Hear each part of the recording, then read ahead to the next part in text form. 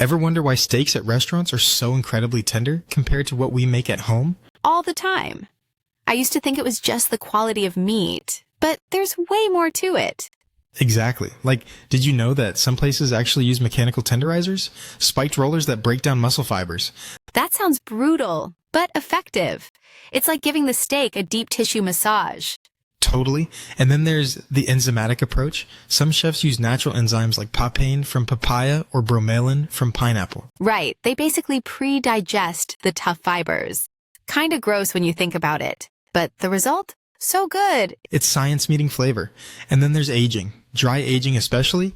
Flavor gets concentrated and enzymes naturally tenderize the meat. I've tried dry aging at home, but it's tricky, not to mention the smell. Yeah, and you lose a lot of the meat due to moisture loss and trimming. Restaurants can absorb that cost, home cooks, not so much. Another game changer is sous vide. It keeps the meat at a low, precise temp for hours. Steaks come out insanely tender. I've used sous vide for ribeyes. You don't even need a knife. Then a quick sear for crust? Perfection. Speaking of sear, a good crust gives that contrast to a tender interior. Texture balance is key. Absolutely. And guess what? Even brining helps. Salt breaks down proteins and enhances moisture retention. I thought brining was just for turkey. But yeah, dry brining a steak overnight makes a huge difference.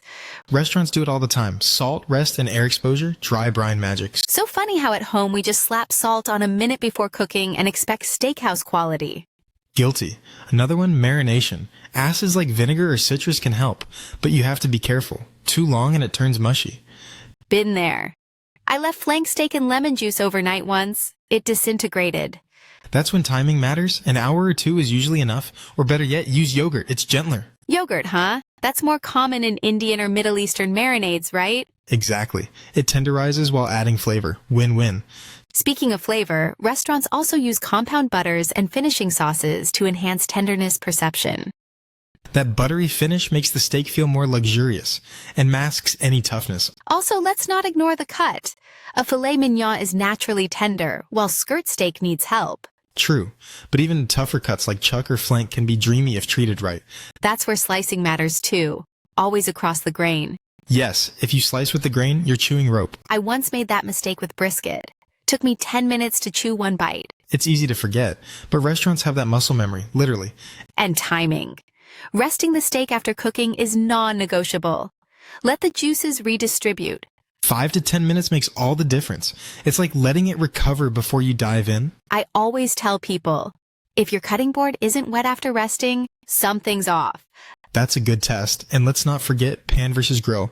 High heat pan searing can actually seal in moisture better. Plus, with a pan, you can baste. Butter, garlic, rosemary, flavor bombs. Restaurant-style basting is theatrical and functional. That sizzling butter does wonders. Also, the meat's starting temp matters. Room temp steak cooks more evenly. Yep, cold meat hits the pan and tightens up. Say goodbye to tenderness. I used to skip that step out of impatience. Big mistake. We all did, until we tasted the difference. So to recap, tenderizing methods range from mechanical to enzymatic, aging, brining, marinating, and proper slicing. Not to mention sous vide, resting, basting, and of course, choosing the right cut. Makes you realize restaurant chefs are part scientists, part magicians. And all of it adds up to that melt-in-your-mouth bite we crave. So next time you wonder why your steak isn't quite right, maybe it's missing one of those steps. Or 10 of them, but hey, now we know. Steak night just got a lot more interesting. Definitely. Who knew tender steak was basically an art form? The best kind, one you can eat.